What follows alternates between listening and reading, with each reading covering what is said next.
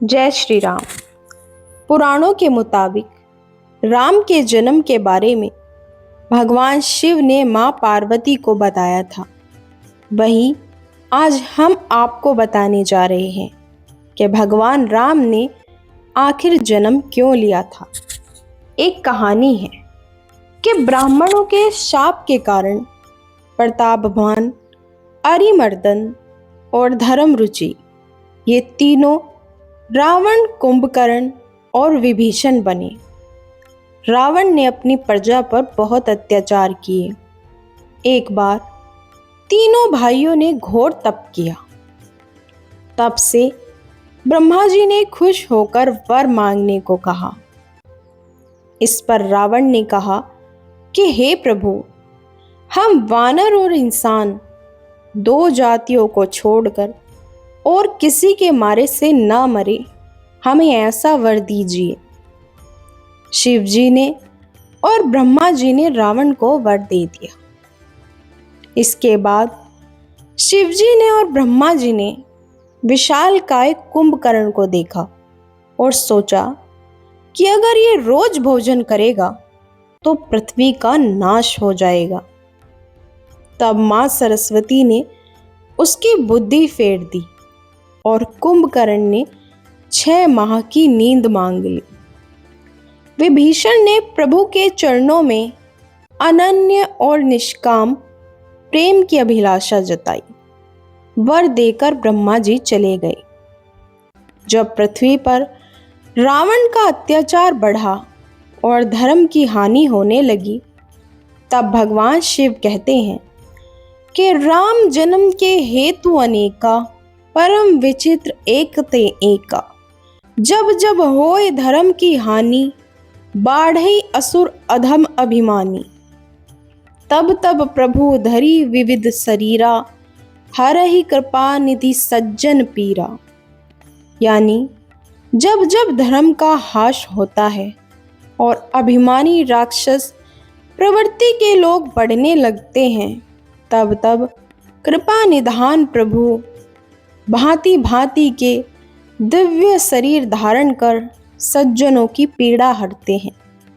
वे असुरों को मारकर देवताओं को स्थापित करते हैं, अपने वेदों की मर्यादा की रक्षा करते हैं। यही श्री राम जी के अवतार का सबसे बड़ा कारण है। जब राम को एक तरफ राज तिलक करने की तैयारी हो रही थी, तभी उसकी सौतेली मां कैकेयी अपने पुत्र भरत को अयोध्या का राजा बनाने का षड्यंत्र रच रही थी। ये षड्यंत्र बूढ़ी मंथरा के द्वारा किया गया था। रानी कैकेयी ने एक बार राजा दशरथ की जीवन की रक्षा की थी। तब राजा दशरथ ने उन्हें कुछ भी मांगने के लिए पूछा था, पर कैकेयी ने कहा, समय आने पर मांग लूंगी।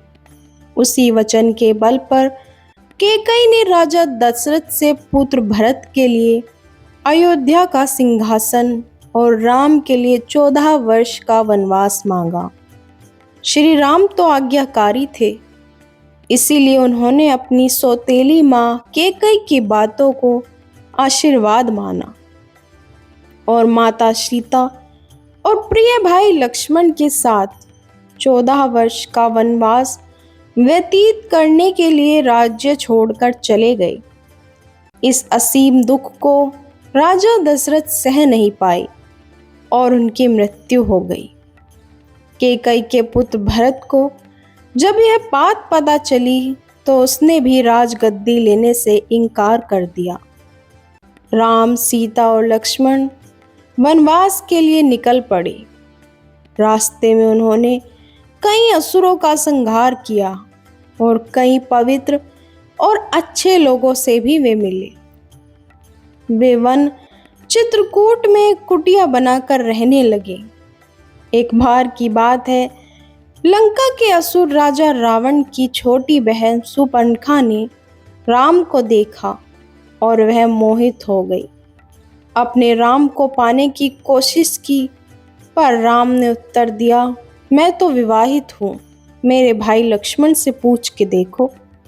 तब सुपर्णखा लक्ष्मण के पास जाकर विवाह का प्रस्ताव रखने लगी, पर लक्ष्मण ने साफ इनकार कर दिया। तब सुपर्णखा ने क्रोधित होकर माता सीता पर आक्रमण कर दिया। ये देखकर लक्ष्मण ने चाकू से सुपर्णखा का नाक काट दिया। कटी हुई नाक के साथ रोते हुए जब सुपर्णखा लंका पहुंची तो सारी बात जानकर रावण को बहुत क्रोध आया। रावण ने सीता हरण की योजना बनाई। योजना के तहत रावण ने मरीच राक्षस को चित्रकूट के कुटिया के पास एक सुंदर हिरण के रूप में भेजा। जब मरीच को माता सीता ने देखा तो उन्होंने श्री राम से उस हिरण को पकड़ के लाने के लिए कहा। सीता की बात को मानकर राम उस हिरण को पकड़ने उसके पीछे पीछे गए और लक्ष्मण को आदेश दिया कि वो सीता को छोड़कर कहीं न जाए। बहुत पीछा करने के बाद राम ने उस हिरण को बाण से मारा। जैसे ही राम का बाण हिरण बने मरीच को लगा, वह अपने असली राक्षस रूप में आ गया और राम की आवाज में सीता और लक्ष्मण को मदद के लिए पुकारने लगा। सीता ने जब राम की आवाज में उस राक्षस के विलाप को देखा तो वो घबरा गई और उसने लक्ष्मण को राम की मदद के लिए वन जाने को कहा। लक्ष्मण ने सीता माता की कुटिया को चारों ओर से लक्ष्मण रेखा से सुरक्षित किया और वो श्री राम की खोज करने वन चले गए। योजना के अनुसार रावण एक साधु के रूप में कुटिया पहुंचा और भिक्षाम देही का स्वर लगाने लगा। जैसे ही रावण ने कुटिया के पास लक्ष्मण रेखा पर अपना पैर रखा, उसका पैर जलने लगा। ये देखकर रावण ने माता सीता को बाहर आकर भोजन देने के लिए कहा। जैसे ही माता सीता लक्ष्मण रेखा से बाहर निकली, रावण ने पुष्पक विमान में उनका अपहरण कर लिया। जब राम और लक्ष्मण को ये बात पता चली कि उनके साथ छल हुआ है तो वो कुटिया की ओर भागे, पर वहां उन्हें कोई नहीं मिला। जब रावण सीता को पुष्पक विमान में लेकर जा रहा था तब बूढ़े जटायु पक्षी ने रावण से सीता माँ को छुड़ाने के लिए युद्ध किया, परंतु रावण ने जटायु के पंख काट डाला। जब राम और लक्ष्मण सीता को ढूंढते हुए जा रहे थे तो रास्ते में जटायु का शरीर पड़ा था और वो राम राम विलाप कर रहा था। जब राम और लक्ष्मण ने उनसे सीता के विषय में पूछा तो जटायु ने उन्हें बताया कि रावण माता सीता को उठा ले गया और ये बताते बताते उसकी मृत्यु हो गई। हनुमान और श्री राम का मिलन। हनुमान किसी किंधा के राजा सुग्रीव की वानर सेना के मंत्री थे। राम और हनुमान पहली बार ऋषि मुख पर्वत पर मिले, जहां सुग्रीव और उनके साथी रहते थे। सुग्रीव के भाई बाली ने उससे उसका राज्य छीन लिया और उसकी पत्नी को भी बंदी बना रखा था। जब सुग्रीव राम से मिले, वे दोनों मित्र बन गए। जब रावण पुष्पक विमान में माता सीता को ले जा रहा था, तब माता सीता ने निशानी के लिए अपने अलंकार फेंक दिए थे, तो वो सुग्रीव की सेना के कुछ वानरों को मिले थे। जब उन्होंने श्री राम को वो अलंकार दिखाए तो राम और लक्ष्मण की आंखों में आंसू आ गए। श्री राम ने बाली का वध करके सुग्रीव को किष्किंधा का राजा दोबारा बना दिया।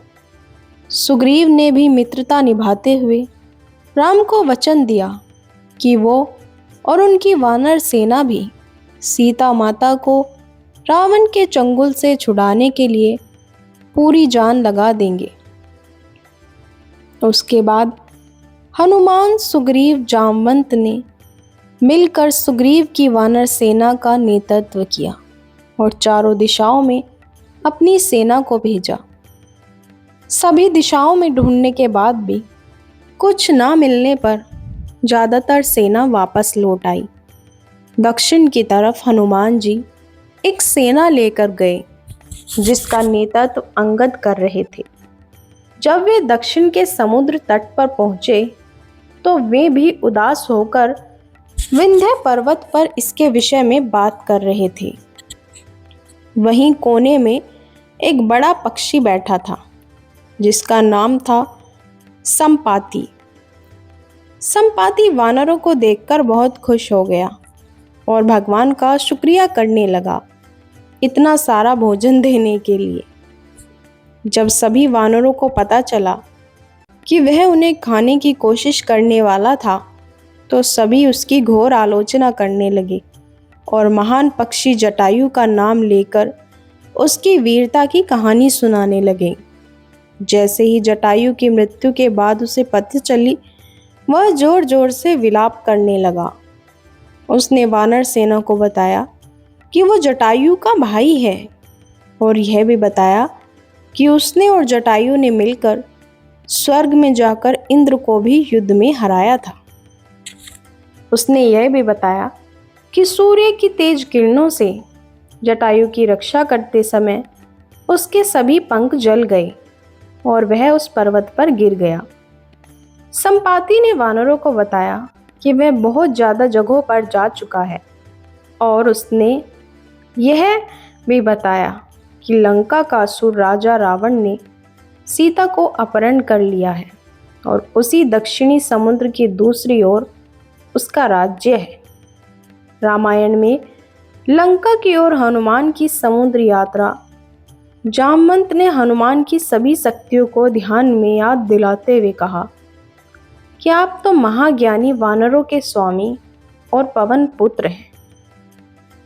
ये सुनकर हनुमान का मन हर्षित हो गया और वे समुद्र तट किनारे स्थित सभी लोगों से बोले, आप सभी कंदमूल खाकर यही मेरा इंतजार करें जब तक मैं सीता माता को देखकर वापस ना लौट आऊं।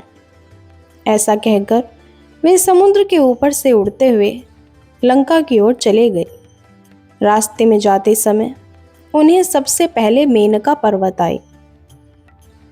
उन्होंने हनुमान जी से कुछ देर आराम करने के लिए कहा। हनुमान जी ने उत्तर दिया, जब तक मैं श्री राम का कार्य पूर्ण न कर लूं, मेरे जीवन में विश्राम की कोई जगह नहीं है। और वे उड़ते हुए आगे चले गए।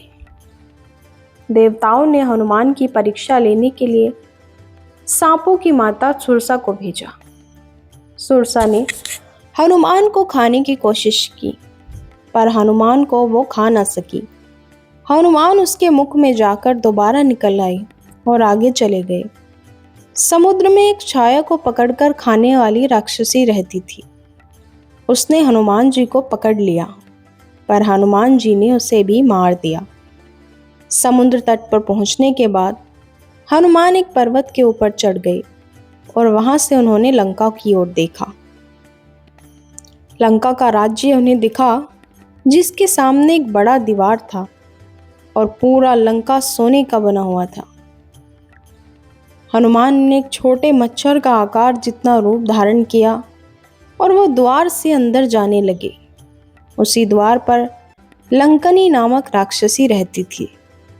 उसने हनुमान का रास्ता रोका तो हनुमान ने एक जोर का घूंसा दिया और नीचे जा गिरी। उसने डर के मारे हनुमान को हाथ जोड़े और लंका के भीतर जाने दिया। थोड़ी देर ढूंढने के बाद उन्हें एक ऐसा महल दिखाई दिया जिसमें एक छोटा सा मंदिर था। एक तुलसी का पौधा भी था। हनुमान जी ये देखकर अचंभे में पड़ गए और उन्हें ये जानने की इच्छा हुई कि आखिर ऐसा कौन है जो इन असुरों के बीच श्री राम का भक्त है। ये जानने के लिए हनुमान जी ने एक ब्राह्मण का रूप धारण किया और उन्हें पुकारा। तब विभीषण अपने महल से बाहर निकले और जब उन्होंने हनुमान जी को देखा तो वो बोले, हे महापुरुष, आपको देखकर मेरे मन में अत्यंत सुख मिल रहा है। क्या आप स्वयं श्री राम हैं? ये बात सुनकर हनुमान जी ने उनसे पूछा, आप कौन हैं विभीषण ने उत्तर दिया, मैं रावण का भाई हूँ। विभीषण। ये सुनकर हनुमान जी अपने असली रूप में आ गए और श्री रामचंद्र जी के विषय में सारी बातें उन्हें कह सुनाई। विभीषण ने निवेदन किया कि हे पवन पुत्र, मुझे एक बार श्री राम से मिलवा दो। हनुमान ने उत्तर दिया, मैं श्री राम जी से जरूर मिलवा दूंगा, परंतु मुझे ये बताइए कि मैं जानकी माता से कैसे मिल सकता हूँ। विभीषण ने हनुमान को बताया कि रावण ने सीता माता को अशोक वाटिका में कैद करके रखा है। ये जानने के बाद हनुमान जी ने एक छोटा सा रूप धारण किया और वह अशोक वाटिका में जा पहुंचे। वहां पहुंचने के बाद उन्होंने देखा कि रावण अपनी दासियों के साथ उसी समय अशोक वाटिका में जा पहुंचा और सीता माता को अपनी ओर देखने के लिए साम दाम दंड भेद का उपयोग करने लगा, पर तब भी सीता माता ने एक बार भी उसकी ओर नहीं देखा। रावण ने सभी राक्षसियों को सीता को डराने को कहा, पर त्रिजटा नामक एक राक्षसी ने माता सीता की बहुत मदद और देखभाल की। कुछ देर बाद हनुमान जी ने सीता जी के सामने श्री राम की अंगूठी डाल दी। श्री राम नाम से अंकित अंगूठी देखकर सीता माता की आंखों से खुशी के आंसू निकल पड़े, परंतु सीता माँ को संदेह हुआ कि कहीं ये रावण की कोई चाल तो नहीं। तब सीता माँ ने पुकारा कि कौन है जो ये अंगूठी लेकर आया है। उसके बाद हनुमान जी प्रकट हुए, पर हनुमान जी को देखकर भी सीता माता को विश्वास नहीं हुआ। इसके बाद हनुमान जी ने मधुर वचनों के साथ रामचंद्र के गुणों का वर्णन किया और बताया कि वो श्री राम जी के दूत हैं। राम कहानी सुनो रे, राम कहानी, कहत सुनत आवे आँखों में पानी। राम सिया राम जय जय राम, दशरथ के तुम राज दुलारे, कौशल्या की आँख के तारे, वे सूर्यवंश के सूरज ठहरे, वे रघुकुल के उजियारे। सीता ने व्याकुलता से श्री राम जी का हालचाल पूछा। हनुमान जी ने उत्तर दिया, हे माते, श्री राम जी ठीक हैं और वो आपको बहुत याद करते हैं। वे बहुत जल्द ही आपको लेने आएंगे और शीघ्र ही आपका संदेश श्री राम जी के पास मैं पहुंचा दूंगा। तभी हनुमान जी ने सीता माता से श्री राम को दिखाने के लिए चिन्ह मांगा, तो माता सीता ने हनुमान जी को अपना कंगन उतार कर दे दिया। हनुमान जी को बहुत भूख लग रही थी, तो उन्होंने अशोक वाटिका में लगे पेड़ों के फलों को खा लिया। फलों को खाने के साथ साथ हनुमान जी उन पेड़ों को तोड़ने लगे। तभी रावण के सैनिकों ने हनुमान पर प्रहार किया, पर हनुमान ने सबको मार डाला। जब रावण ने अपने पुत्र अक्षय कुमार को इस बात के बारे में बताया, तो उन्होंने अक्षय कुमार को भेजा कि जाओ और जाकर हनुमान का वध करो, पर हनुमान जी ने उसे क्षण भर में ऊपर पहुंचा दिया। कुछ देर बाद जब रावण को अपने पुत्र की मृत्यु का पता चला, वह बहुत ज्यादा क्रोधित हुआ। उसके बाद रावण ने अपने ज्येष्ठ पुत्र मेघनाद को भेजा। हनुमान के साथ मेघनाद का बहुत ज्यादा युद्ध हुआ, परंतु ना कुछ कर पाने के बाद भी मेघनाद ने ब्रह्मास्त्र चला दिया। ब्रह्मास्त्र का सम्मान करते हुए हनुमान स्वयं बंधक बन गए। हनुमान को रावण की सभा में लाया गया। रावण हनुमान को देखकर हंसा और फिर क्रोधित होकर उससे प्रश्न किया, रे वानर, तूने किस कारण अशोक वाटिका को तहस नहस कर दिया? तूने किस कारण से मेरे सैनिकों और पुत्र का वध कर दिया? क्या तुझे अपने प्राण जाने का डर नहीं?